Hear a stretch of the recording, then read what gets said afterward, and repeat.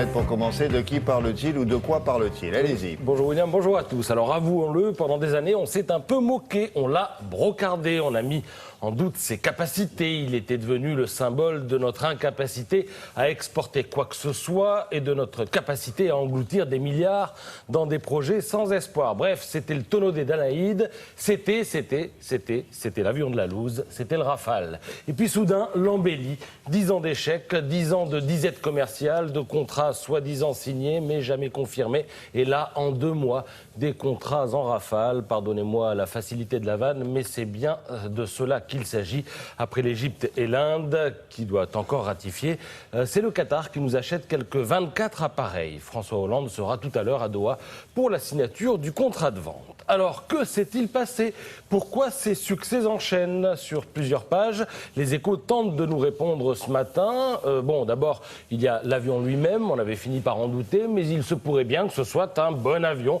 Peut-être pas le meilleur de tous, peut-on lire dans les Échos, mais bon dans tous les domaines, qu'il s'agisse du combat aérien, du renseignement ou des frappes au sol. Prétendre que le Rafale est dépassé reviendrait à prendre les pilotes égyptiens, indiens et qataris pour des imbéciles, prévient en outre le journal économique, et ce, à un moment de l'histoire de son commerce extérieur où la France n'a pas les moyens de prendre qui que ce soit pour un imbécile. Le dernier contrat en date représente quand même 6 milliards d'euros et quelques milliers d'emplois.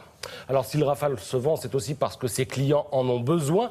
Derrière cette lapalissade, il y a un contexte géopolitique particulier. Ce n'est pas un hasard si le Rafale est acheté par l'Inde, l'Égypte et le Qatar, 3 pays situés au pourtour d'une région proche orientale plus chaude que jamais. Le Qatar jouit même du douteux privilège d'être aux premières loges, voire acteur de 2 guerres pouvant se propager à toute la région sur fond de rivalité entre Riyad et Téhéran, expliquent les Échos.